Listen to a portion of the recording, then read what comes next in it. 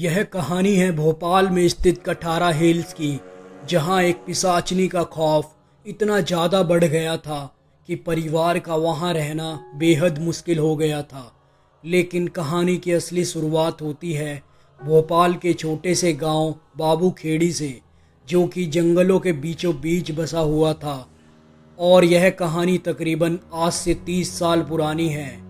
उस गांव में एक परिवार रहा करता था जिसमें उनके 2 बच्चे थे, एक लड़का और एक लड़की, जिसमें लड़की का नाम काजल और लड़के का नाम विकास था। और वह परिवार बेहद गरीब था। बेटे की उम्र लगभग 14 वर्ष थी और वहीं बेटी की उम्र लगभग 17 साल थी। काजल एक बेहद खूबसूरत और बहुत ज़्यादा इंटेलिजेंट लड़की थी। कुछ ही दिनों में उसकी 12वीं की परीक्षा का रिजल्ट आने ही वाला था और वह बेसब्री से इंतज़ार कर रही थी। और आखिरकार आज वह दिन आ ही गया जब उसकी 12वीं की परीक्षा का रिजल्ट आया और काजल के 12वीं की परीक्षा में बहुत अच्छे नंबर आए। और काजल ने अपने पिता से कहा कि उसको आगे की पढ़ाई के लिए शहर जाना होगा। लेकिन काजल के पिता ने इस बात से आपत्ति जताते हुए काजल की मां से कहा कि अब हमें काजल के हाथ पीले करने के बारे में सोचना चाहिए, ना कि आगे पढ़ाई करने के लिए, क्योंकि गांव में पहले 12वीं के बाद लड़कियों की शादी कर दी जाती थी। लेकिन काजल की मां काजल से बेहद प्यार करती थी। काजल की मां ने जैसे तैसे उसके पिता को समझाया कि हमारी बेटी काजल का जो दिल करे उसे करने दिया जाए, हमें उसकी इच्छा को नहीं मारना चाहिए। आखिर में उसके पिता ने उसकी मां की बात को समझते हुए कहा, अगर तुम कहती हो तो चलो ठीक है, करा देते हैं काजल का कॉलेज में एडमिशन। और फिर काजल शहर में कॉलेज जाने लगी। लेकिन कुछ दिनों बाद काजल को उस कॉलेज में एक लड़का मिलता है जिसका नाम था सौरभ। और धीरे धीरे काजल और सौरभ बेहद अच्छे दोस्त बन जाते हैं और दोस्ती ना जाने कब प्यार में बदल जाती है और दोनों को एक दूसरे से बहुत ज़्यादा प्यार हो जाता है। लेकिन वह मन ही मन जानते थे कि उनकी शादी में कई अड़चनें आएंगी और शायद उनकी शादी हो भी ना पाए। लेकिन दोनों ने हार नहीं मानी। काजल ने अपने घर में बात करी, लेकिन गांव में किसी का लव मैरिज करना कोई छोटी बात नहीं थी। और इसी तरह से सौरभ के माँ बाप भी इस बात से बेहद दुखी थे, क्योंकि सौरभ के माँ बाप चाहते थे कि उनके लड़के का एक बेहद अच्छे घर में रिश्ता हो, क्योंकि सौरभ एक अच्छे खासे परिवार से आता था जिनके पास खूब सारा पैसा था। वहीं काजल एक गरीब परिवार से थी। लेकिन दोनों ने किसी की भी ना सुनी और दोनों ने अपने घर वालों की गैर मौजूदगी में मंदिर में शादी करने का फैसला किया। और आखिरकार सौरभ और काजल ने शादी कर ही ली। शादी के बाद सौरभ काजल को अपने घर ले जाता है। लेकिन सौरभ के माँ बाप इस बात से बेहद नाराज थे और वह दोनों काजल के साथ बिल्कुल अच्छा बर्ताव नहीं करते। लेकिन काजल को लगा कि शायद वक्त के साथ सब ठीक हो जाएगा। सौरभ तो मुझे बेहद प्यार करते ही है ना, तो कोई बात नहीं। काजल के उस घर में कुछ दिन बहुत ज़्यादा अच्छे से गुजरे। लेकिन कुछ दिनों बाद काजल के साथ अजीब अजीब घटनाएं होने लगी। कभी काजल को यह महसूस होता कि शायद उसके आसपास कोई है, तो कभी उसको अजीब अजीब आवाज़ें आती और कभी डरावने सपने। काजल इन सब से परेशान हो गई थी, क्योंकि यह सब उसके साथ आए दिन होने लगा था। और फिर यह बात उसने अपने पति सौरभ को बताई। लेकिन सौरभ ने कहा, तुम्हें शायद अपने घर की याद आ रही होगी, चलो तुम्हारे घर चलते हैं ताकि तुम्हारा माइंड भी फ्रेश हो जाए। तभी काजल कहती है कि चलो ठीक है, मैं तैयार होकर आती हूँ, फिर हम चलते हैं, शायद मुझे अपने घर जाकर अच्छा महसूस हो। और वह अपने घर चली जाती है। लेकिन जैसे ही वह अगले दिन अपने घर से लौटती है तो उसके साथ और भी ज़्यादा खौफनाक चीज़ें होने लगती है। उसे बिल्कुल समझ नहीं आ रहा था कि उसके साथ ये सब क्या हो रहा है। और जैसे ही रात होती है, तकरीबन रात के 11:15 बजे, उसे बिल्ली के रोने की आवाज़ आती है। और धीरे धीरे बिल्ली के रोने की आवाज़ बहुत ज़्यादा तेज़ होने लगती है। और उस दिन वह घर पर अकेली थी। क्योंकि उसके पति को किसी काम से दूसरे शहर जाना पड़ा और उसके सास और ससुर भी अपने किसी रिश्तेदार के घर गए हुए थे।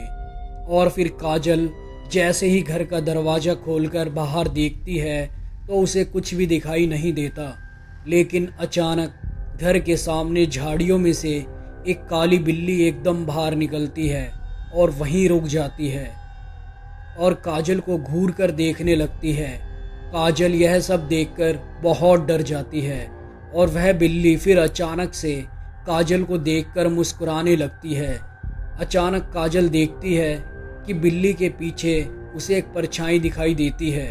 काजल को कुछ भी समझ नहीं आता और फिर वह एकदम से भागकर अपने घर के दरवाजे बंद करके बेड पर जाकर लेट जाती है। वह रात काजल के लिए बेहद खौफनाक थी। पूरी रात वह एक पल के लिए भी नहीं सोती और सारी रात डर के साए में जीती है। अगली सुबह जैसे ही उसका पति वापस लौटता है तो काजल सब कुछ अपने पति को बताती है। तभी उसका पति कहता है कि ठीक है, मैं किसी से बात करता हूँ। और फिर वह एक तांत्रिक के पास जाता है। तांत्रिक को वह सब कुछ बताता है।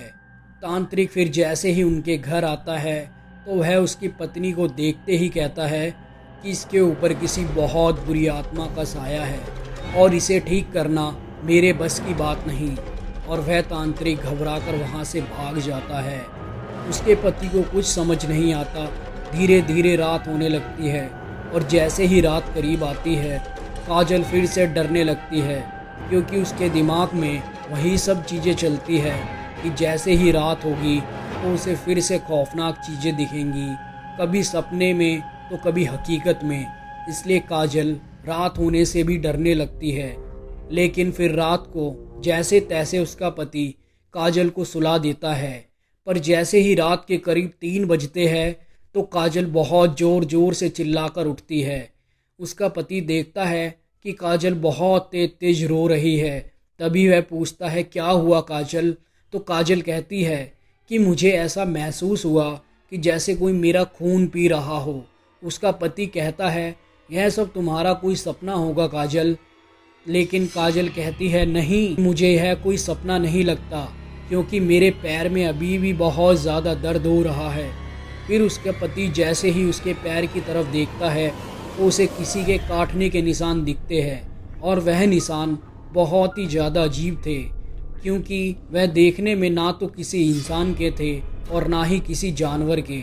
अब उसका पति भी समझ चुका था कि जो इतने दिनों से काजल के साथ होता है वह सब कोई इत्तेफाक नहीं, बल्कि वह सब एक हकीकत है। अगले दिन वह सारी बातें अपने माता पिता को बताता है और कहता है कि आज काजल को किसी बाबा के पास लेकर जा रहा हूँ। तभी उसके माता पिता कहते हैं, हाँ हाँ ठीक है, इसको जल्दी लेकर जाओ, इससे पहले कोई अनहोनी हो, तुम जल्दी लेके जाओ। और फिर काजल और उसका पति दोनों मंदिर जाते हैं। लेकिन वह जिस भी मंदिर में जाते तो कोई भी उनकी समस्या का समाधान नहीं कर पा रहा था और किसी को भी समझ नहीं आ रहा था कि वह सब क्या है। तभी एक बहुत बड़े मंदिर में पहुंचते हैं। वहां का पंडित सौरभ से कहता है कि तुम्हारी पत्नी के ऊपर किसी पिशाच का साया है और यह सब ठीक करना किसी आम पंडित के हाथ में नहीं, तुम्हें किसी अघोरी के पास जाना होगा, क्योंकि आज के समय में असली तंत्र विद्या सिर्फ अघोरियों के पास है। फिर उसका पति कहता है कि ठीक है पंडित जी, लेकिन अघोरी मिलेंगे कहाँ? पंडित जी कहते हैं, तुम्हें अघोरी सिर्फ और सिर्फ मसान में मिलेंगे। तुम रात के समय अपनी पत्नी को लेकर वहाँ जाना। और पंडित जी से एक मसान का पता देते हैं और कहते हैं कि हाँ, जो अघोरी बैठते हैं मैं उन्हें जानता हूँ, वह तुम्हारी मदद अवश्य करेंगे। लेकिन उसकी पत्नी को मसान तक ले जाना संभव नहीं था, क्योंकि उसकी हालत बेहद गंभीर थी। और फिर उसका पति उस मंदिर के पंडित जी से कहता है कि पंडित जी, मेरी आपसे एक विनती है, जब तक मैं मसान से उन अघोरी बाबा को यहाँ लेकर नहीं आता, कृपया आप मेरी पत्नी का ख्याल रखना। और वह पंडित जी सौरभ की बात सुनते ही कहते हैं, ठीक है, जल्द लौटना, तुम्हारी पत्नी के पास समय कम है। और सौरभ दौड़ता हुआ उन अघोरी बाबा के पते पर भागता है। कुछ देर में सौरभ अघोरी बाबा के पास तक पहुंच जाता है उस वक्त करीब रात के 11 बजे थे और वह अघोरी बाबा अपनी साधना में लीन थे। सौरभ काफ़ी देर तक सोचता है कि अघोरी बाबा को कुछ बोलूं या फिर नहीं, क्योंकि वह साधना में लीन थे और उधर उसकी पत्नी की तबीयत बहुत ज़्यादा बिगड़ती जा रही थी। उसके शरीर का खून धीरे धीरे बहुत कम होने लगा, लेकिन काफ़ी देर तक चुप रहने के बाद अचानक सौरभ कहता है, बाबा। तभी अघोरी बाबा अपनी आंखें खोलते हैं और देखते हैं उनके सामने कोई खड़ा है।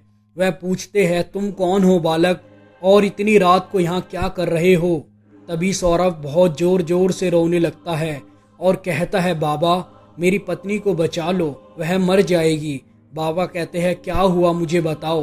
वह एक एक करके सारी बात बाबा को बताता है और बाबा कहते हैं, ठीक है चलो, मैं तुम्हारे साथ चलता हूँ। और फिर सौरभ और बाबा जल्द से जल्द मंदिर के पास पहुँचते हैं, लेकिन बाबा अचानक रुक जाते हैं। सौरभ घबरा जाता है। सौरभ को लगता है शायद ये बाबा भी उसके साथ नहीं जाएंगे, लेकिन बाबा तभी कहते हैं कि सौरभ सुनो, यह पूजा हम मंदिर में नहीं कर सकते, यह पूजा हमें शमशान में ही करनी होगी। तभी सौरभ कहता है, बाबा अगर मैं अपनी पत्नी को इतना दूर तक लेकर जाऊंगा तो उसके साथ कुछ भी हो सकता है, क्योंकि पहले ही उसकी हालत बेहद गंभीर है।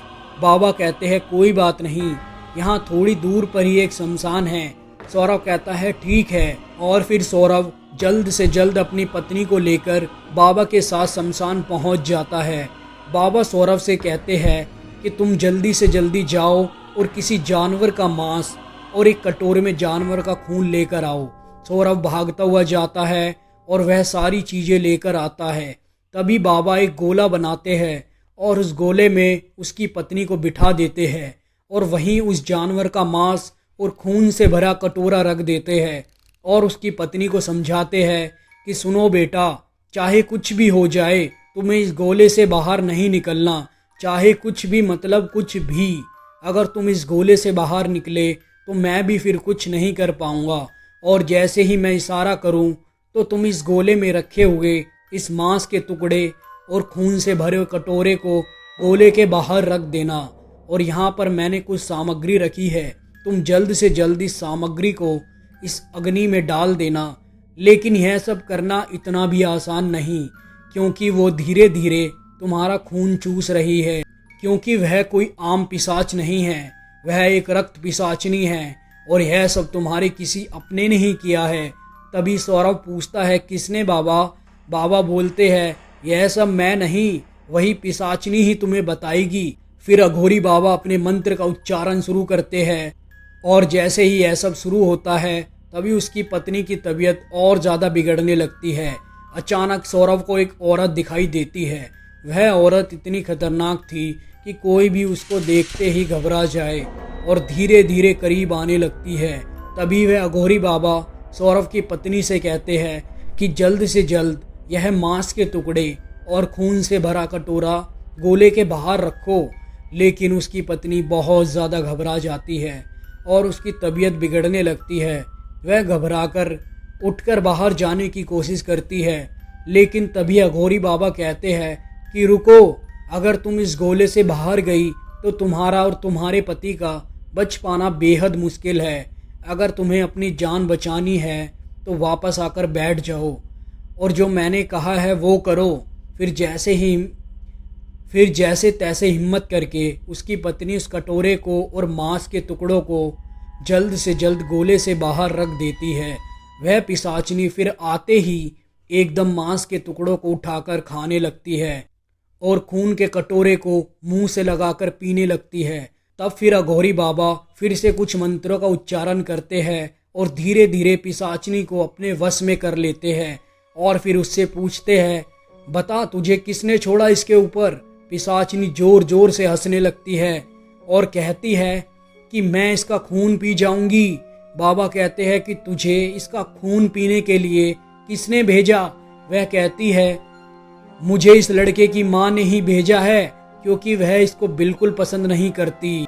पहले दिन से ही उसे यह पसंद नहीं है और वह चाहती है कि मैं इसको मार डालूं ताकि वह अपने लड़के की कहीं और शादी करा दे।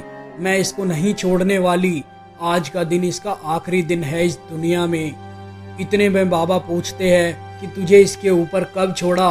पिशाचनी बताती है, मुझे जैसे ही यह अपने नए घर में आई, आने के कुछ दिनों के बाद ही मुझे इस पे छोड़ा गया, लेकिन किसी न किसी वजह से यह हमेशा बच जाती थी, लेकिन आज नहीं छोड़ूंगी। तभी अघोरी बाबा काजल से कहते हैं, बेटा जल्द से जल्द इस सामग्री को अग्नि में डालो। और काजल जैसे ही अग्नि में डालती है सामग्री को, वह पिशाचनी वहां से हमेशा के लिए चली जाती है और काजल एकदम से नॉर्मल हो जाती है। फिर अघोरी बाबा काजल के पति को बताते हैं कि अगर तुम काजल को आज यहाँ नहीं लाते तो तुम्हारी पत्नी का बच पाना मुश्किल नहीं नामुमकिन था, क्योंकि आज का आखिरी दिन था तुम्हारी पत्नी के पास। तुम इसे बिल्कुल सही वक्त पर मेरे पास लेकर आए हो। फिर सौरभ अघोरी बाबा का धन्यवाद करता है और अपनी पत्नी को लेकर अपने घर लौटता है। फिर अपनी माँ और पिता से कहता है कि माना मैंने गलती की अपनी पसंद से शादी करके, आप लोगों की नहीं सुनी, लेकिन क्या कोई अपने बेटे के साथ ऐसा करता है? कैसी माँ बाप हो तुम? उसकी माँ कहती है, क्या गलत किया मैंने? मेरे भी तुझे लेकर कुछ सपने थे। मैं यह चाहती थी कि तेरी पत्नी भी हमारे परिवार की तरह हो। सौरभ कहता है, अच्छा तो तुम्हें इस बात से दिक्कत है मुझे दहेज नहीं मिला? लोग ना जाने पैसों के लालच में इतने अंधे कैसे हो जाते हैं कि उन्हें सही गलत में भी फर्क नहीं दिखता। इतना कहकर वह अपनी पत्नी को लेकर उस घर से हमेशा के लिए चला जाता है। तो दोस्तों, अगर आप लोगों को यह कहानी पसंद आई हो तो वीडियो को लाइक करके चैनल को सब्सक्राइब करना और हाँ, कमेंट करना ना भूलना। और अगर आप लोगों के पास भी इस तरह की कहानियाँ हो तो आप मुझे ईमेल के जरिए भेज सकते हैं, ताकि मैं आप लोगों की कहानी बाकी लोगों तक पहुँचा सकूँ। धन्यवाद।